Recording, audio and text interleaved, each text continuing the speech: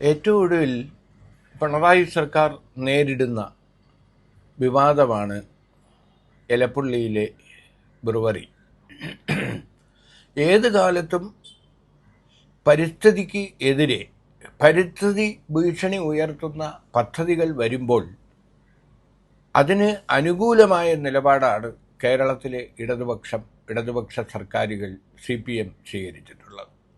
ഉദാഹരണത്തിന് silent Valley, Malayali എന്നല്ല ഇന്ത്യക്കാർ മുഴുവൻ ചർച്ച ചെയ്ത സൈലന്റ് വാലി ജലവൈദ്യുതി പദ്ധതിക്കെതിരെ സുഗതകുമാരിയുടെയും മറ്റ് ശാസ്ത്രജ്ഞരുടെയും നേതൃത്വത്തിൽ പരിസ്ഥിതിവാദികൾ ശക്തമായ സമരം ആരംഭിച്ചപ്പോൾ സർക്കാരിനോടൊപ്പം പദ്ധതിക്ക് അനുകൂലമായ ഒരു നിലപാടാണ് അന്ന് CPM ഇടതുപക്ഷ സർക്കാർ സ്വീകരിച്ചത്. വർഷങ്ങൾക്ക് ശേഷം ഇന്ദിരാഗാന്ധിയും രാജീവ് ഗാന്ധിയും ഉൾപ്പെടെയുള്ള പ്രധാനമന്ത്രിമാർ മുൻകൈയെടുത്ത് സൈലന്റ് വാലി ദേശീയ നാഷണൽ പാർക്കായി പ്രഖ്യാപിച്ചു. ഇന്ന് സൈലന്റ് വാലി സംരക്ഷിച്ചതിൻ്റെ ആനുകൂല്യം പറ്റുന്നത് ഈ തലമുറ മാത്രമല്ല, വരാനിരിക്കുന്ന തലമുറ കൂടിയാണ്. അപ്പോൾ ഏത് വികസനത്തിൻ്റെ പേരിൽ ഏത് പദ്ധതി കൊണ്ടുവരുമ്പോഴും വികസനവാദികളാണ് തങ്ങൾ എന്ന് അവകാശപ്പെടാനുള്ള ശ്രമമാണ് ഇടതുപക്ഷം നടത്താറ്. അത് കഴിഞ്ഞു വന്നത് പ്ലാച്ചിമടയിലെ കൊക്കോകോള ഫാക്ടറിയാണ്. ആഗോള കുത്തകയായ കൊക്കോകോളയെ കേരളത്തിലേക്ക് ക്ഷണിച്ചു കൊണ്ടുവന്നത് അന്ന് വ്യവസായ മന്ത്രിയായിരുന്ന സുശീല ഗോപാലനും നമ്മുടെ CPMൻ്റെ ജനറൽ സെക്രട്ടറി ആയിരുന്ന പ്രകാശ് കാരാട്ടും ചേർന്നായിരുന്നു. ആ സമരം ഏറ്റെടുത്ത് മാതൃഭൂമി പത്രാധിപരായിരുന്ന വീരേന്ദ്രകുമാറും സുകുമാർ അഴീക്കോടും മേധാ പട്കറും അടക്കമുള്ള രാജ്യത്തെ പരിസ്ഥിതിവാദികൾ, സാംസ്കാരിക നായകർ സമരരംഗത്തിറങ്ങി. ആദിവാസികൾ പ്ലാച്ചിമടയിൽ ആരംഭിച്ച സമരം ഒരു പൊതുസമരമായി മാറുകയും കൊക്കോകോള കമ്പനിക്ക് മുട്ടുകുത്തുകയും ചെയ്യേണ്ടി വന്നു. പെരുമാട്ടി ഗ്രാമപഞ്ചായത്ത് സുപ്രീം കോടതി വരെ പോരാട്ടം നടത്തി. ഒരു ഗ്രാമപഞ്ചായത്ത് ഒരു ആഗോള കുത്തകയ്ക്കെതിരെ അനുകൂലമായ വിധി നേടിയപ്പോഴാണ് കൊക്കോകോളയും അതിൻ്റെ പിന്നാലെ കഞ്ചിക്കോട് പെപ്സിയും കേരളത്തിൽ നിന്ന് യാത്ര പറയേണ്ടി വന്നത്. അതിൻ്റെ പിന്തുടർച്ച പോലെയാണ് രണ്ടാം പിണറായി സർക്കാർ. ഒന്നാം പിണറായി സർക്കാരിൻ്റെ കാലത്ത് 3 ബ്രുവറികൾ ആരംഭിക്കാനുള്ള ശ്രമം നടത്തി ഉത്തരവിറക്കിയെങ്കിലും അന്ന് പ്രതിപക്ഷ നേതാവായിരുന്ന രമേശ് ചെന്നിത്തല ഗുരുതരമായ ആരോപണങ്ങളുമായി രംഗത്ത് വരികയും ആ ശ്രമത്തിൽ നിന്ന് ഒന്നാം പിണറായി സർക്കാരിന് 2019 പിന്തിരിയേണ്ടി വരികയും ചെയ്തു. ഇപ്പോൾ അതിരൂക്ഷമായ കുടിവെള്ളക്ഷാമം അനുഭവപ്പെടുന്ന എലപ്പുള്ളിയിലാണ് ബ്രുവറിയും ഡിസ്റ്റിലറിയും സ്ഥാപിക്കാനുള്ള ശ്രമം. അതിനുള്ള ഉത്തരവ് സർക്കാർ ഏകപക്ഷീയമായി പുറപ്പെടുവിച്ചിരിക്കുന്നു. കഴിഞ്ഞ 26 വർഷത്തിനിടയിൽ കേരളത്തിൽ സ്വകാര്യ മേഖലയിൽ മദ്യ നിർമ്മാണ യൂണിറ്റുകൾ, ഡിസ്റ്റിലറിയോ അതുപോലുള്ള സ്ഥാപനങ്ങളോ വ്യവസായങ്ങളോ വന്നിട്ടില്ല. അതിന് കാരണം ശിവദാസ് മേനോൻ മന്ത്രിയായിരിക്കെ മീനാക്ഷിപുരത്ത് ഇതുപോലെ ഒരു ഡിസ്റ്റിലറി നടത്താനുള്ള ശ്രമങ്ങൾ നടക്കുകയും അന്ന് അത് വലിയ വിവാദമാകുകയും ചെയ്ത സന്ദർഭത്തിലാണ് ശിവദാസ് മേനോൻ്റെ കാലത്തുണ്ടായ വലിയ മദ്യ ദുരന്തം വലിയ വാർത്തയാവുകയും ഒരുപാട് മനുഷ്യർ അതിൽ മരിക്കുകയും ചെയ്യുന്നത്. അങ്ങനെ ആ മദ്യ ദുരന്തത്തെ തുടർന്നാണ് സ്വകാര്യ മേഖലയിൽ മദ്യ നിർമ്മാണ യൂണിറ്റുകൾ, ഡിസ്റ്റിലറികൾ വേണ്ട എന്ന നിലപാട് സ്വീകരിച്ചത്. അതിനുശേഷം ഇതാദ്യമായിട്ടാണ് MP രാജേഷ് എക്സൈസ് മന്ത്രി എന്ന നിലയിൽ അദ്ദേഹവും മുഖ്യമന്ത്രിയുമായി സംസാരിച്ച് പ്രതിപക്ഷത്തിനോടോ നിയമസഭയിലോ ഒന്നും ചർച്ച ചെയ്യാതെ മദ്യനയം തിരുത്തിക്കൊണ്ട് സ്വകാര്യ മേഖലയിൽ ഒയാസിസ് എന്ന് പറയുന്ന വിവാദ കമ്പനിക്ക് ഡൽഹി മദ്യനയ കേസിൽ കേജ്രിവാളിനും ഉപമുഖ്യമന്ത്രിയായിരുന്ന സിസോദിയയ്ക്കും എല്ലാം ജയിലിൽ പോകേണ്ടി വന്ന, തെലങ്കാന മുഖ്യമന്ത്രിയുടെ മകൾ കവിതയ്ക്ക് ജയിലിൽ പോകേണ്ടി വന്ന മദ്യനയത്തിൽ അഴിമതി നടത്തിയ ആ കേസിലെ പ്രതികളിൽ ഒരാളായ ആൾ നേതൃത്വം നൽകുന്ന ഒയാസിസ് എന്ന കമ്പനിയെയാണ് ക്ഷണിച്ചുകൊണ്ടുവന്ന് ഡിസ്റ്റിലറി ആരംഭിക്കാൻ പോകുന്നത്. അപ്പോൾ നയനാർ സർക്കാരിൻ്റെ കാലത്ത് നടന്ന കല്ലുവാതിൽക്കൽ മദ്യ ദുരന്തത്തിന് ശേഷമാണ് സ്വകാര്യ മേഖലയിൽ ഡിസ്റ്റിലറികൾ വേണ്ട എന്ന തീരുമാനം കൈക്കൊണ്ടത്.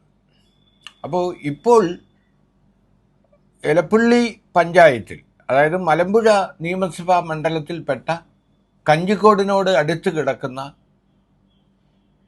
എലപ്പുള്ളിയിൽ ഈ ഡിസ്റ്റിലറി ആരംഭിക്കുമ്പോൾ അതിനാവശ്യമായ വെള്ളം എവിടെ നിന്ന് കിട്ടും? ശുദ്ധമായ വായുവും കുടിവെള്ളവും മനുഷ്യന് ലഭിക്കുക എന്നതാണ് അടിസ്ഥാനപരമായ ആവശ്യം. അപ്പോൾ കുടിവെള്ളമാണോ പ്രധാനം, മദ്യമാണോ എന്ന് ചോദിച്ചാൽ ആരും ഏതുറക്കത്തിലും പറയും കുടിവെള്ളമാണ് പ്രധാനം. അപ്പം മലമ്പുഴ വെള്ളം പാലക്കാട് നഗരസഭയ്ക്കും ചുറ്റുമുള്ള 5 പഞ്ചായത്തുകൾക്കും നൽകിക്കഴിഞ്ഞാൽ ആ വെള്ളം വ്യവസായ ആവശ്യത്തിന് ഉപയോഗിക്കാൻ കിൻഫ്രയ്ക്ക് മാത്രമാണ് അനുമതി നൽകിയിട്ടുള്ളത്. അപ്പോൾ കഞ്ചിക്കോട് കിൻഫ്രയ്ക്ക് വ്യവസായ ആവശ്യത്തിന് വേണ്ടി നൽകുന്ന വെള്ളത്തിൽ നിന്ന് പ്രതിദിനം ദശലക്ഷക്കണക്കിന് ലിറ്റർ വെള്ളം ആവശ്യമായ ഡിസ്ട്രിക്റ്റിക്ക് വെള്ളം നൽകാം എന്നാണ് അത്രേ ധാരണ. അത് വാട്ടർ അതോറിറ്റി ഉറപ്പ് നൽകിയിട്ടുണ്ടെന്നാണ് മന്ത്രി രാജേഷ് നിയമസഭയിലും പുറത്തും പറഞ്ഞത്. പക്ഷേ വാട്ടർ അതോറിറ്റിയുടെ പാലക്കാട് ചീഫ് എഞ്ചിനീയർ പറയുന്നത് അങ്ങനെ കൊടുക്കാം എന്ന് വാട്ടർ അതോറിറ്റി സമ്മതിച്ചിട്ടില്ല എന്നാണ്. ജലവിഭവ മന്ത്രി റോഷി അഗസ്റ്റിൻ പറയുന്നത് വാട്ടർ അതോറിറ്റി വെള്ളം നൽകുമെന്നാണ്. അപ്പോൾ ഏറ്റവും വലിയ തമാശ, ഈ മദ്യക്കമ്പനിക്ക് അനുമതി നൽകുന്നതിന് മാസങ്ങൾക്ക് മുമ്പ് തന്നെ മലമ്പുഴയിൽ നിന്ന് IIT-യുടെ മുന്നിൽ വരെ, റെയിൽവേ ക്രോസിനടുത്ത് വരെ ഈ കമ്പനിയിലേക്ക് വെള്ളം നൽകാനുള്ള പൈപ്പ് ലൈൻ വലിച്ചു കഴിഞ്ഞു. അപ്പോൾ ഇറിഗേഷൻ വകുപ്പിനും സർക്കാരിനും നേരത്തെ തന്നെ ഈ ഡിസ്റ്റിലറിയെ സഹായിക്കാനുള്ള നീക്കങ്ങൾ ആരംഭിച്ചു കഴിഞ്ഞു. അപ്പോൾ റെയിൽവേ ക്രോസിന് അടിയിലൂടെ ഈ പൈപ്പുകൾ കൊണ്ടുപോകാനുള്ള റെയിൽവേയുടെ അനുമതി ലഭിക്കാത്തത് കൊണ്ട് മാത്രമാണ് ആ പൈപ്പ് കൊണ്ടുവരാൻ തടസ്സം ഉണ്ടായിരിക്കുന്നത്. അപ്പോൾ കിൻഫ്രയ്ക്ക് തന്നെ ആവശ്യമായ വെള്ളം, മലമ്പുഴ വെള്ളം ലഭിക്കില്ല എന്നിരിക്കെ എവിടെ നിന്നാണ് ഈ മദ്യ കമ്പനിക്ക് പ്രതിദിനം 10 ദശലക്ഷം ലിറ്റർ വെള്ളം നൽകാൻ കഴിയുക? പ്ലാച്ചിമട പ്രശ്നം വിവാദമായതോടെ ഈ പ്രദേശത്ത് ചിറ്റൂർ താലൂക്കിലും മലമ്പുഴ അസംബ്ലി മണ്ഡലത്തിലെ എലപ്പുള്ളി കഞ്ചിക്കോട് പ്രദേശങ്ങളിലും കുഴൽക്കിണറുകൾ പാടില്ല എന്ന് പറഞ്ഞിട്ടുണ്ട്. അമിതമായ ഭൂഗർഭ ജല ചൂഷണം ഈ മേഖലയിൽ നിരോധിക്കപ്പെട്ടിട്ടുണ്ട്. അപ്പോൾ മലമ്പുഴ വെള്ളം കൊണ്ട് മാത്രമേ ഈ ഡിസ്റ്റിലറിക്ക് നിലനിൽക്കാൻ കഴിയൂ. അപ്പോൾ മലമ്പുഴ ഇറിഗേഷനും കുടിവെള്ളത്തിനും മലമ്പുഴ വെള്ളം ഉപയോഗിക്കണം. അമിതമായി വെള്ളം ലഭിച്ചാൽ മാത്രമേ മറ്റ് ആവശ്യങ്ങൾക്ക് ഉപയോഗിക്കാൻ പാടുള്ളൂ എന്നാണ് നിയമം. അപ്പോൾ ഡൽഹി മുഖ്യമന്ത്രി കേജ്രിവാളിനെയും തെലങ്കാന മുഖ്യമന്ത്രിയായിരുന്ന ചന്ദ്രശേഖർ റാവുവിൻ്റെ മകൾ കവിതയെയും ഡൽഹി ഉപമുഖ്യമന്ത്രി സിസോദിയെയും എല്ലാം ജയിലഴിക്കുള്ളിലാക്കിയ ആ വിവാദ കമ്പനി പഞ്ചാബിൽ നടത്തിയ മദ്യ കമ്പനി പഞ്ചാബ് സർക്കാർ പൂട്ടിച്ചു. അതിന് കാരണം വൻതോതിലുള്ള പരിസ്ഥിതി മലിനീകരണവും ഭൂഗർഭ ജല ചൂഷണവും ഉണ്ടായതിനെ തുടർന്ന് ജനരോഷം ആളിക്കത്തിയപ്പോഴാണ്. അങ്ങനെയാണ് പഞ്ചാബ് സർക്കാർ, ആം ആദ്മി സർക്കാർ തന്നെ അതിനെ നിരോധിച്ചത്. അതേ കമ്പനിയാണ് ഇപ്പോൾ കേരളത്തിൽ എലപ്പുള്ളിയിൽ ഈ ഡിസ്റ്റിലറി ആരംഭിക്കാൻ പോകുന്നത്. പാർട്ടി സെക്രട്ടറി MV ഗോവിന്ദനും ജില്ലാ സെക്രട്ടറി സുരേഷ് ബാബുവും എല്ലാം പറയുന്നത് ജനങ്ങൾക്ക് തടസ്സമില്ലാത്ത നിലയിൽ ഇത് നടപ്പാക്കുമെന്നാണ്. പ്രത്യക്ഷമായും പരോക്ഷമായും 3000-ലേറെ പേർക്ക് ജോലി കിട്ടും എന്നൊക്കെയാണ് ജനങ്ങളെ തെറ്റിദ്ധരിപ്പിക്കാനായി ഇവർ പറയുന്നത്. ഇവർ ഇതുപോലെ പ്രഖ്യാപനങ്ങൾ നടത്തിയ ഏതെങ്കിലും വ്യവസായത്തിൽ അങ്ങനെ ആയിരക്കണക്കിന് ആളുകൾക്ക് ജോലി കിട്ടിയ ചരിത്രമുണ്ടോ? വർഷങ്ങളായി പ്രവർത്തിക്കുന്ന മലബാർ സിമന്റ്സിൽ പോലും 3000 ആളിന് ജോലിയില്ല. 10-2000 പേർക്ക് മാത്രമേ മലബാർ സിമന്റ്സിൽ പോലും, പൊതുമേഖലാ സ്ഥാപനമായ മലബാർ സിമന്റ്സിൽ പോലും ജോലിയുള്ളൂ. അപ്പോൾ ഈ വെറും പൊള്ളയായ വാഗ്ദാനങ്ങൾ വെച്ചുകൊണ്ട് ജനങ്ങളെ കബളിപ്പിച്ച് ഇതിൻ്റെ പിന്നിൽ വ്യാപകമായ അഴിമതിയാണെന്നാണ് പ്രതിപക്ഷ നേതാവായിരുന്ന രമേശ് ചെന്നിത്തലയും അതുപോലെ ഇപ്പോഴത്തെ പ്രതിപക്ഷ നേതാവ് VD സതീശനും ആരോപിക്കുന്നത്. തെലങ്കാന മുഖ്യമന്ത്രിയായിരുന്ന ചന്ദ്രശേഖർ റാവുവും അതുപോലെ ഡൽഹി മുഖ്യമന്ത്രിയായ കേജ്രിവാളും അടക്കമുള്ള ഈ ആരോപണ വിധേയമായ മദ്യ കമ്പനിയുമായി മുഖ്യമന്ത്രി പിണറായിക്കും MB രാജേഷിനും CPMനുമുള്ള ബന്ധത്തിൻ്റെ ബാക്കി പത്രമാണ് ഈ സ്വകാര്യ ഡിസ്റ്റിലറിയുടെ വരവ്. മറ്റൊന്ന് ചൂണ്ടിക്കാണിക്കുന്നത് സർക്കാർ മേഖലയിലുള്ള ചിറ്റൂർ ഷുഗർ ഫാക്ടറി വർഷങ്ങളായി അടഞ്ഞു കിടക്കുകയാണ്.